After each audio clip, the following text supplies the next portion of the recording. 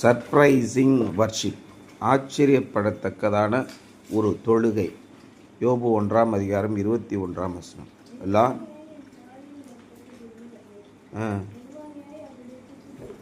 நிர்வாணியாய் என் தாயின் கர்ப்பத்திலிருந்து வந்தேன், நிர்வாணியாய் அவரிடத்திற்கு போவேன். கர்த்தர் கொடுத்தார், கர்த்தர் எடுத்தார். கர்த்தருடைய நாமத்திற்கே ஸ்தோத்திரம். இந்த நம்பிக்கை நம்முடைய வாழ்க்கையில் வந்துவிட்டால் நம்ம யாரையுமே விரோதியாக நினைக்க மாட்டோம். நம்முடைய வாழ்க்கையில் வருவதெல்லாம் தேவனால் தான் வருகிறது. நம்முடைய வாழ்க்கையிலிருந்து போகிறதெல்லாம் அவருடைய சித்தத்தின்படி போகிறது. இந்த எண்ணம் உறுதியாக வந்துவிட்டால் நம்ம எந்த மனிதனையுமே வெறுக்க மாட்டோம். எல்லாத்துக்கும் காரணம் அவன் தாயா, அவனை போட்டுதெல்லாம் சரியாக போய்டுன்னு எப்போ நம்ம முடிவு பண்ணுறோமோ அப்பொழுது பெரிய தவறு இழைக்கிறோம். இன்றைக்கி சர்ச்சில் 2 குரூப்பு 3 குரூப்பாக இருக்கிற காரணம் என்ன? எல்லாம் இவன் தான் காரணம், எல்லாம் அவன் தான் காரணம். ஆனால் அதான் இப்போ நம்ம சொன்னபடி இயேசு கிறிஸ்து மரணத்தில் தொங்கும் போது என்ன சொன்னார்? பிதாவே இவர்களுக்கு மன்னியும், செய்கிறது இன்னதென்று தெரியாமல் செய்கிறார்கள். அவர்களும் பக்தி வைராக்கியத்தினால் தான் செய்தார்கள். தேவனாகிய கர்த்தருடைய நாமத்தை நான் காப்பாற்றுவேன், அவருக்காக நான் உயிரையும் கொடுப்பேன் என்ற வெறி கொண்ட பக்தி வைராக்கியத்தினாலே இயேசு கிறிஸ்துவை கொண்டார். இன்றைக்கி சபையில் இருக்கிற 2 குரூப்டையும் கேளு, 2 பேரும் இயேசுவை நம்புவான். ஆண்டவருக்கு விரோதமான காரியத்தை செய்கிறவனை எப்படிங்க நான் விட முடியும்? ஆண்டவருக்காக நான் வைராக்கியமாக இருப்பேன்னு சொல்லிட்டு எல்லாத்தையும் போட்டு தள்ளிக்கிட்டு இருக்கான். ஆனால் அது அல்ல. இப்போ இன்றைக்கி பரிசேயர்கள்லாம் சதிசேயர் போனவுடனே சதிசேயர்களை வாயடைத்தார் என்று இவர்கள் கேள்விப்பட்டவுடன் பரிசேயர்கள்லாம் அவரை சேர்ந்து கூடி வருகிறார். பரிசேயரை வாயடைத்தார்னு சொன்னோடனே சதிசேயரெல்லாம் கூடி வர்றான். 2 பேரும் சுற்றி சுற்றி இயேசு கிறிஸ்துவை வரான். பரிசேயர் உடனே கூடி வந்து என்ன சொல்கிறான்? அவர்களை வாயடைத்தாரோன்னு இவன் வந்து, ஆண்டவரே கற்பனைகளில் பிரதான கற்பனை என்ன? உடனே மறுபடியும் ஒரு கேள்வி. ஏசு என்ன சொல்கிற? உன்னிடத்தில் நீ அன்பு கூறுவது போல பிறனிடத்திலும் அன்பு கூறுவாயானால், அவ்வளோதான். இதான் உனக்கு வந்தால் தக்காளி சட்னி, எனக்கு வந்தால் ரத்தம் மாடான்னு கேட்பான்ல. எனக்கு வந்தால் ரத்தம் அப்படின்னு சொல்லுவான்ல. அது மாதிரி தான் அந்த காலத்திலே இயேசு சொல்லியிருக்கிறார். உனக்கு வந்தால் என்ன? அப்போ உனக்கு என்ன, உன்னிடத்தில் நீ அன்பு கூறுவாயும் போல உனக்கு காலில் அப்படி போகும்போது காலில் இடறி பெருவிரல் நகம் பேர்ந்து ரத்தம் வந்துடுச்சு. ரத்தம் சொல்ல சொல்லணும் ஒட்டுது. அப்போ நம்ம என்ன செய்வோம்? உடனே போய் தொடச்சி அதை நல்லா டேப்பில் ஒரு டேப்பை எடுத்து சுற்றி, துணி எடுத்து சுற்றி, அதுக்கு என்ன மருந்து போடுவோம் சாப்பிடுவோம், மாத்திரை போடுவோம் சாப்பிடுவோம், உடனே செய்வோம். நாமளே திட்டுவோம்மா எப்போயாவது? ஆனால் அறிவு கட்ட பையல பார்த்து போயிருக்கக்கூடாது, கல்லில் போய் இடிக்கிறியா முட்டா பையல, கண்ணு இருக்கா, இப்படிலாம் நம்மளை திட்டுவோமா? நம்மளை திட்ட மாட்டோம். உடனே தொடச்சி மருந்து போட்டு, அடடா தெரியாமல் இடிச்சிட்டேனே அப்படின்னு சொல்லுவோம். இதே இன்னொருத்தன் இடிச்சிட்டான்னு வச்சுக்க, அவன் பைத்தியம் மாதிரி போவான். ஐயா எப்பயுமே காலை போய் இடிச்சுக்கிட்டு, அறிவு இல்லை, கண்ணு இருக்குல்ல, பார்த்து போக வேண்டியதானே அப்படின்னு நம்ம அடுத்தவனை திட்டுவோம். இதைத்தான் ஆண்டவர் சொன்னார். எல்லாத்தையும் நீங்கள் உணருங்கள். அடுத்தவன் செய்கிற குறைகளையே பார்த்து கொண்டிருக்கிறீர்கள், உங்களுடைய குறைகளை பார்ப்பதில்லை. இதான் சொன்னார். இப்போ யோபு என்ன சொல்கிறாரு? அவன் எதிலுமே பாவம் செய்யவில்லை, எல்லாவற்றிலும் அவன் உத்தமமாக இருந்தான். என்னாச்சு? The Lord gave and the Lord has taken away. May the name of the Lord be praised. கர்த்தருடைய நாமத்திற்கே துதி உண்டாகட்டும் அப்படின்னு சொல்லி சொல்கிறார். The hosts of heaven and of hell watched to see how Job would respond to the loss of his wealth and his children. பரம சேனைகளே பார்த்து கொண்டிருக்கின்றன. பரம சேனை என்னென்ன சேனை இருக்கு? பவுல் சொன்னார்ல, நமக்கு யாரோடெல்லாம் போராட்டங்கள் உண்டு? மாம்சத்தோடும் இரத்தத்தோடும் மாத்திரமல்ல, வான மண்டலங்களில் உள்ள பொல்லாத ஆவிகளின் சேனைகளோடும் நமக்கு போராட்டங்கள் உண்டு. இந்த பக்கம் பரிசுத்த ஆவிகளின் சேனைகள் நமக்கு துணை புரிய தயாராக இருக்கிறார்.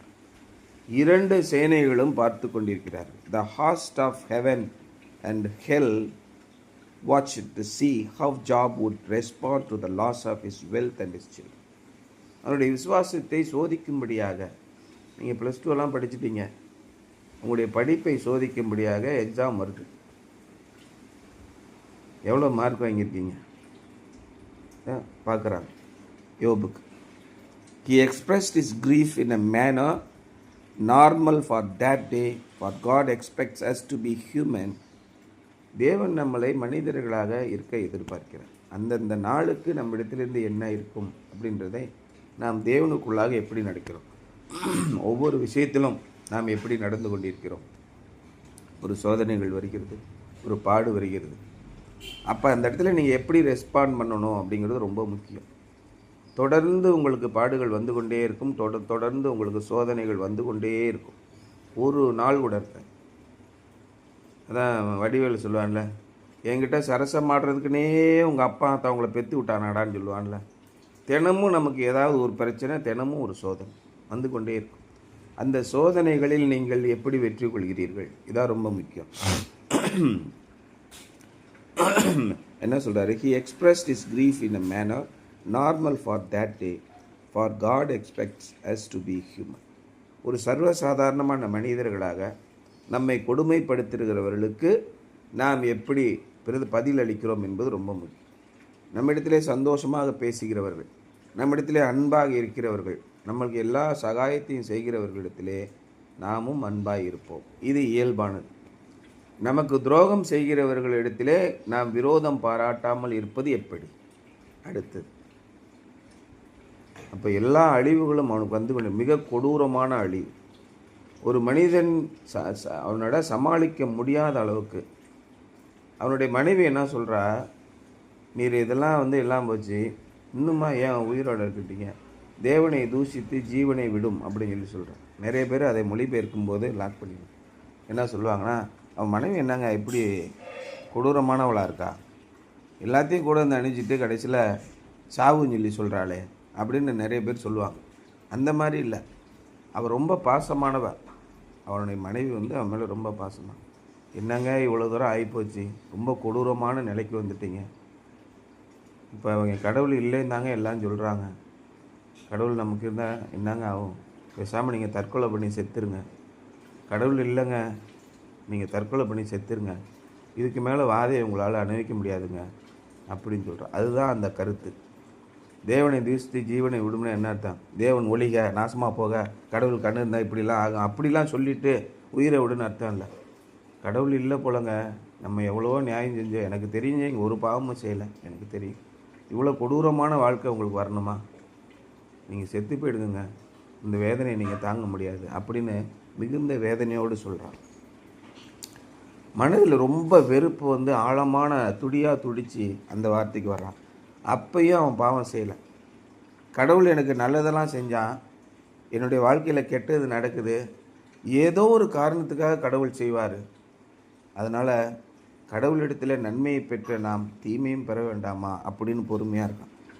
But then Job worshipped God and uttered a profound statement of faith. அப்போ இதைத்தான் யோபு தன்னுடைய வாழ்க்கையில் சொல்கிறான். வானத்தின் சேனைகளே நம்மை பார்த்து கொண்டிருக்கிறார்கள், நாம் எவ்விதமாக நடக்கும். நீங்கள் தேவனுக்காக நடந்தால் பரம சேனையின் தூதர்கள் தேவனை துதிப்பார்கள். என்னுடைய பிள்ளைகள் வெற்றி பெற்று விட்டார்கள், என்னுடைய பாதையிலே நடக்கிறார்கள். சாத்தான் எவ்வளோ சோதனைகளை கொடுத்தார், அந்த பிள்ளையை ஆசீர்வதியுங்கள் சொல்லி வானத்தின் பரம சேனைகள் உங்களை ஆசீர்வதிப்பார். தேவன் பட்சமாக நில். நல்மீட்பர் பட்சம் நில்லும் எவ்வீர சூரரும். யாராக இருந்தாலும் நீங்கள் ஆண்டவருடைய பட்சமாக நில்லுங்கள், நீதியும் நியாயத்தையும் செய்யுங்கள். நீங்கள் செய்வது தேவனுக்கு பிரியமானதா? இது ஒன்று தான். அநியாயம் அநீதி எல்லாம் பாவம் தான், எதுவுமே சின்ன சுகம்னு பண்ணாது. அதற்காக நான் நீதி எல்லாம் செய்து விட்டேன், நான் நியாயமாக நடந்தேன், கடவுள் என்னை இப்படி சோதிக்கிறார் என்று ஒரு காலத்திலும் சொல்லாது. தேவன் தம்முடைய சித்தப்படி எதை வேண்டுமானால் நம்முடைய வாழ்க்கையிலே செய்வார். ஆனால் அதற்கு தப்பி போகத்தக்கதான ஒரு பாதையும் அவர் உண்டாக்குவார். மனுஷருக்கு நேரிடுகிற சோதனைகளை அல்லாமல் வேறே சோதனைகள் உங்களுக்கு நேரிடாது. அந்த சோதனைகளின் போதே அவற்றுக்கு தப்பி போகத்தக்கதான ஒரு பைபாஸ் ரோடையும் அங்கே வைப்பார். நீங்கள் தேவனை பற்றி கொண்டிருந்தால் சோதனையில் அகப்படாமல், சோதனையில் சிக்கி சீரடியாமல் சைடு பைபாஸ் ரோடியில் போயிடுவீங்க, கரம் பிடித்து நடத்திடுவார். அதான் ரொம்ப முக்கியம். இதையெல்லாம் நீங்கள் தெரிந்து கொள்ளுங்கள். அப்போ என்ன சொல்கிறார்? After all even Jesus wept. Yesu Kristu கூட கண்ணீர் விட்டு அழுதார். தாங்க முடியல வேதனை அவரால். மரணத்தின் கண்ணீர் அவருக்கு, உயிர் பயம் இல்லையா? அதே மாதிரி ஒன்றுமே செய்ய முடியாத கையலாகாத தனம். அந்த நாட்டை, அந்த ஊரை பார்க்குற எருசலேமை பார்த்து, இவ்வளவு நான் போதகம் பண்ணேனே, 3 வருஷம் போதகம் பண்ணியும் இன்னும் திருந்தாமல் இருக்காங்களே, தேவனுடைய வார்த்தையை ஏற்றுக்கொள்ளவே மாட்டேங்கிறாங்களே, முட்டாளாகவே இருக்காங்களே. நம்ம சர்ச்சில் பாருங்கள், எதிர் குரூப் ஒருத்தர் இருந்துக்கிட்டே இருக்கான், பைத்தியம் மாதிரி மெண்டல் மாதிரியே பேசிக்கிட்டு இருக்கான். கேட்டால் நான் ஆண்டவருக்கு பிரியமானவன், ஆண்டவர் தான், எல்லாரையும் வெறுக்கிறான், சண்டை போகிறான், இப்படியே இருக்கான். போய் கோர்ட்டில் கேஸ் போகிறான், தேவ தூஷணம் பண்ணுறான், அத்தனையும் செய்கிறான். கேட்டால் என்ன சொல்கிறான்? ஆண்டவருக்காக நான் உறுதியாக நிற்கிறேன்கிறான். இயேசு இவர்களை பார்த்து கண்ணீர் விட்டு அழுதார். உனக்கு கிடைத்த இந்த நாளிலாவது உன் ரட்சிப்புக்கு ஏதவைகளின் தெரிந்திருந்தால் நலமாயிருக்கும், ஆனால் அவையோ உன்னுடைய கண்களுக்கு மறைந்திருக்கிறது. இயேசுவே அழுகிற அளவுக்கு பண்ணாங்க. அவ்வளோ கொடூரம் அந்த உலகத்தில் நடக்குது. நாம் நினைக்கிறதெல்லாம் நடக்காது. But then Job worshipped God and uttered a profound statement of faith. அப்பொழுதுதான் சொல்கிறான், தேவனுடைய சித்தம் என்று ஒன்று இருக்கு.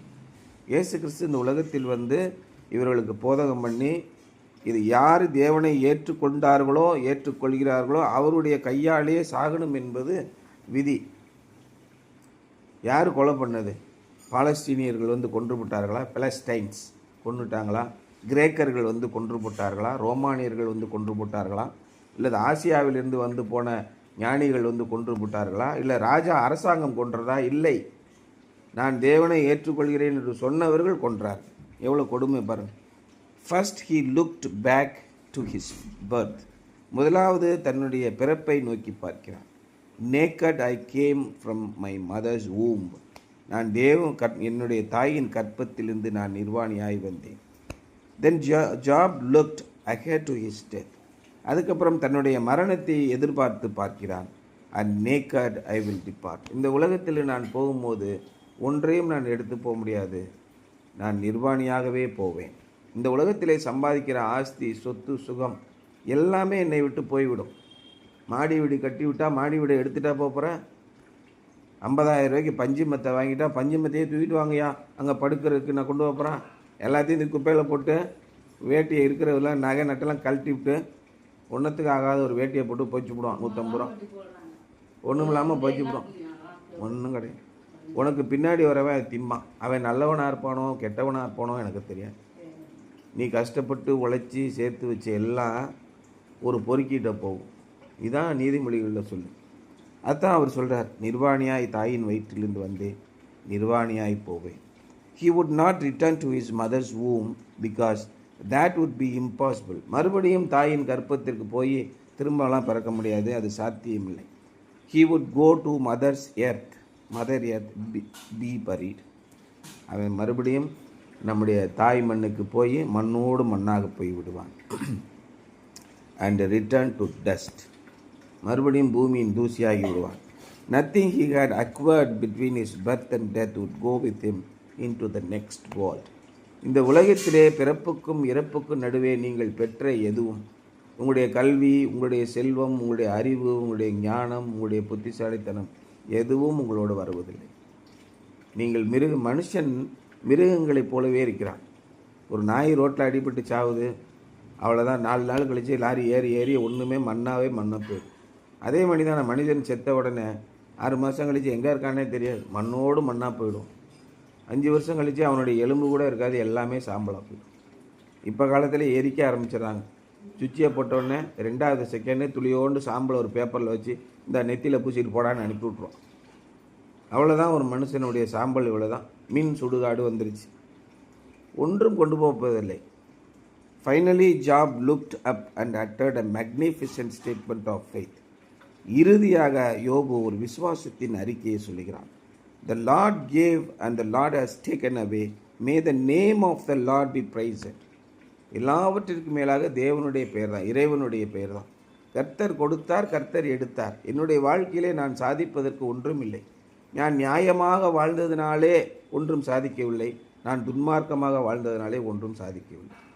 அப்போ ஒவ்வொரு நொடியும் இறைவனுடைய நம்பிக்கையோடு நாம் வாழ்ந்தால் என்ன விதமான சோதனை வந்தாலும், என்ன விதமான வேதனை வந்தாலும், என்ன விதமான பயம் வந்தாலும் நாம் ஆண்டவரிடத்திலே சொல்லிவிடுவோம். என்ன வந்தாலும் மஞ்சிடேன், இயேசு கைவிட மாட்டார். என்ன வந்தாலும் என் பயம் யாவும் நீங்கிற்றே, இயேசு கை தூக்கினார். நீ ஆண்டவரிடத்தில் போய் சொன்னீங்கன்னா உங்களுக்கு என்ன பயம் இருந்தாலும் போய்விடும். சந்தேகம் வருதா? ஐயம் மிகுந்ததோர் காலத்தில், ஒரு காலத்திலே சந்தேகம் மிகுந்து வந்து கொண்டே இருந்தது. என்னுடைய வாழ்க்கை உருப்படுமா? என் பிள்ளைகள் என்னை காப்பாற்றுவார்களா? என்னுடைய சொத்து என் சுகம் காப்பாற்றுமா? உடம்பு சரியில்லா போட்டால் என்ன பண்ணுறது? நான் நல்லா இருப்பேனா? என்னை யார் காப்பாற்றுவா? ஐயம் மிகுந்ததோர் காலத்தில், இவ்வளவு பயமும் சந்தேகம் எனக்கு தான் இருந்தது. ஆவி கூரை வாழ்தான். பரிசுத்த ஆவியானவரின் இடத்திலே இல்லை, நம்பிக்கை இல்லை. மீட்பருதீர பலத்தால் சத்துருவை வென்றேன். பரிசுத்த ஆவியானவரின் துணை கொண்டு யோபு என்ன பண்ண சொல்கிறான்? ஆண்டவர் கொடுத்தார், ஆண்டவர் எடுத்தார், முழுவதும் கர்த்தருடையது. இவ்வளவற்றையும் சம்பாதிப்பதற்கு தேவன் எனக்கு கிருபை செய்தார். என்னுடைய சொந்த புத்தியினாலே அறிவினாலே நான் சம்பாதிக்கவில்லை என்று சொல்கிறார். Instead of cursing God, as Satan said Joseph would do, சாத்தான் என்ன சொன்னான்? அவனுக்குள்ள எல்லாத்தையும் பிடிங்கி பாருங்க, அவன் உங்களை தூசி காணவும் பாரும் என்றான். ஆனால் மாறாக அவன் தேவன் மீது பற்றுதல் உள்ளவனாய் இருந்தான். He praised the Lord. It takes real faith to say in the midst of sorrow and suffering. கடுமையான துன்பத்திலும் அவஸ்தையின் மத்தியிலும் பாடுகளின் மத்தியிலும் தேவனை துதிப்பது என்பது மிகப்பெரிய ஒரு வரம், தைரியம். கர்த்தர் தான் இதை செய்தார் என்று நீங்கள் எப்படி நம்புகிறீர்களோ? யோபோட முன்னிலைமையை பார்த்திலும் அவருடைய பின்னிலைமை பயங்கரமான ஆசீர்வாதத்தை கொடுத்தார். தேவன் மீது உறுதியான நம்பிக்கை உள்ளவனாயிருந்தான். May the name of the lord be praised. எது நடந்தாலும் கர்த்தருடைய நாமமே துதிக்கப்படுவதாக. ஆண்டவரை நான் ஸ்தோத்தரிப்பேன். என்னுடைய வாழ்க்கையில் எல்லாமே அவர்தான் செய்தார். கர்த்தர் நல்லவர். அவர் நிச்சயமாக என்னுடைய வாழ்க்கையை அளிக்க மாட்டார். ஏதோ ஒரு காரணத்திற்காக அவர் யாருக்கோ செய்ய வேண்டியதை என் மூலமாக நிறைவேற்றுகிறார். அதனால் எனக்கு பாடுகளையும் கஷ்டமும் நடக்கிறது. ஆண்டவர் நீதியுள்ளவர். அவர் நிச்சயமாக தவறு இழைக்க மாட்டார். என்னை மீண்டும் அவர் தூக்குவார் என்று நம்பிக்கையோடு இருந்தார். நிச்சயமாக நம்முடைய வாழ்க்கையை ஆசீர்வதிக்கும். நம்ம நினைக்கிறோம், எனக்கு இது நடக்கலையே, நான் நினைச்சது நடக்கலையே நினைக்கிறோம். நீங்கள் நினைத்தது நடக்காது. இந்த வாழ்க்கையை உங்கள் இஷ்டப்படி வாழ்கிறதுக்கு அல்ல, தேவனுடைய இஷ்டப்படி வாழ்கிறதுக்கு தான். நம்முடைய சித்தத்தின்படி அல்ல, தேவனுடைய சித்தத்தின்படி. அதான் சொல்கிறாங்க, தேவனுடைய இஷ்டத்தின்படி வாழ பாருங்கள். Something to Pander today. Do you think Job's worship during his great tragedy suggests that he was a denial of his situation? Explain.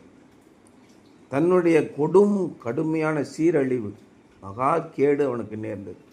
அதிலையும் அவன் தேவனை தொழுது கொள்கிறான் என்றால் எப்படி அவன் செய்திருக்க முடியும்? யோசித்து பாருங்கள். அதை குறித்து விளக்கம் யோசித்து பாருங்கள்.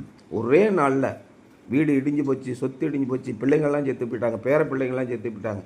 உடம்பு பூரா நோய், சோறு திங்க முடியல, தோல் பூரா கிழிஞ்சு அழுகி ஒழுகுது, சீலு ரணமாக இருக்குது, அரிப்பு தாங்க முடியல, ஒரு நிமிஷம் கூட தூங்க முடியல.